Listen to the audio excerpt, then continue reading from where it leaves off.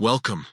In this video, we're going to walk through how to turn off auto-download for attachments in Gmail, so you can save storage space and keep control over what gets downloaded to your device. This is especially useful if you receive a lot of emails with large files or if you want to avoid downloading attachments automatically over mobile data. Let's get started. First, unlock your phone and open the Gmail app on your mobile device. Make sure you're signed in to the account you want to adjust. Once you're inside the Gmail app, look for the menu icon in the top left corner.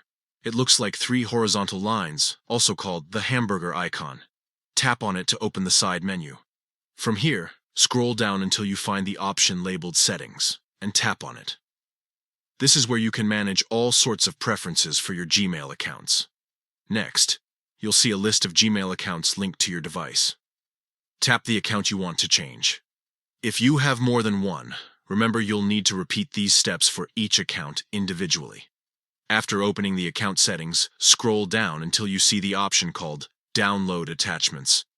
By default, Gmail may have this enabled, meaning any attachments in your emails get automatically downloaded to your phone. Now, simply tap the toggle or checkbox next to Download Attachments to turn it off. Once it's disabled, Gmail will no longer auto-download files from your emails. This gives you the choice to manually download only the files you actually need. And that's it. You're done. From now on, attachments will stay in the email until you choose to download them. This small change can help you avoid clutter, save space on your device, and possibly reduce data usage if you're on a limited plan.